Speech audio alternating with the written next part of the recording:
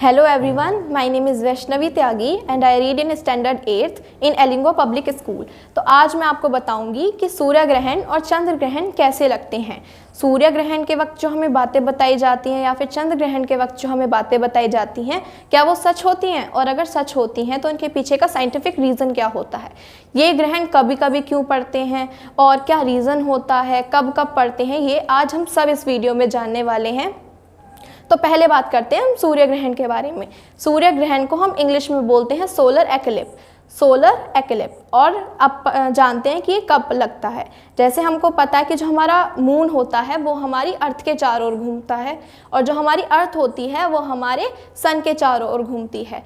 और जब कोई प्लैनेट या फिर स्टार अपनी ही एक्सिस पर रोटेट करता है तो उसको बोलते हैं हम रोटेशन, और जब कोई प्लैनेट हमारे सन के अराउंड घूमता है तो हम उसको बोलते हैं रेवोल्यूशन।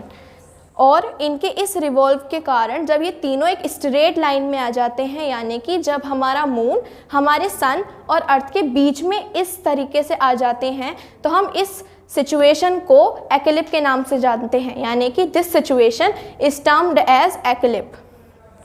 अब क्योंकि हमारा जो मून है वो सन और अर्थ के बीच में आ गया है, तो अर्थ पे से हमें ऐसा लगता है जैसे हमारा जो सन है वो छिप गया है, और इससे जो सन से आने वाली रेजेस हैं वो मून रोक लेता है और अर्थ पर नहीं जा पाती हैं।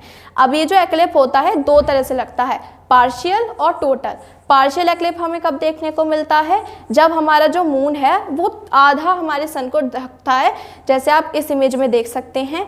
तो अभी इस इमेज में आपको क्या दिख रहा है कि जो हमारा मून है वो हमारे सन को सिर्फ आधा ढक पाया है, तो इस सिचुएशन को हम पार्शियल एक्लिप्स बोलते हैं। और जब हमारा मून हमारे सन को टोटल ढक लेता है, यानी कि सन नहीं दिखता है, तब हम उस सिचुएशन को बोलते हैं टोटल एक्लिप्स। अब बात करते हैं कि ये कभी कभी क्यों लगता है, यानी कि सूर्य ग्रहण जैसे आपने सुना होगा कभी कभी लगता है, तो इसके पीछे का रीज़न क्या है।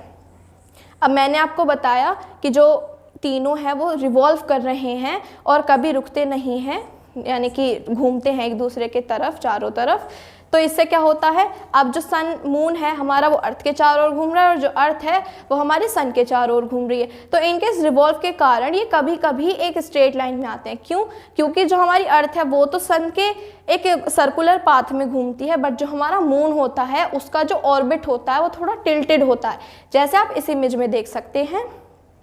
तो मून सर्कुलर पाथ में नहीं घूमता है, उसका जो ऑर्बिट होता है वो थोड़ा टिल्टेड होता है, जिसकी वजह से इसकी संभावनाएं बहुत कम होती हैं कि हमारा सन, मून और अर्थ एक स्ट्रेट लाइन में आते हैं। और जब ये आते हैं तो हम इसे एक्लिप्स बोल देते हैं। जैसे आपने सुना होगा अपने बड़ों से कि जो सूर्य ग्रहण होता है वो अमावस्या की रात को दिखता है, अमावस्या यानी कि मूनलेस नाइट। अब देखते हैं वो क्यों। जैसे आप इस इमेज में देख सकते हैं कि जो सन से आने वाली रेजेस हैं वो हमारे मून के हाफ पार्ट पर पड़ रही हैं। क्योंकि हमारी अर्थ इधर है तो हम अर्थ से मून का डार्कर वाला पार्ट देख रहे हैं, और इस वजह से हमें अर्थ से मून नहीं दिखाई देता है। ये रीज़न है कि जो सूर्य ग्रहण है वो अमावस्या के दिन पड़ता है। और अब बात करते हैं कितने टाइम के लिए रहता है। सूर्य ग्रहण का time period maximum 4 to 5 minutes होता है। क्यों?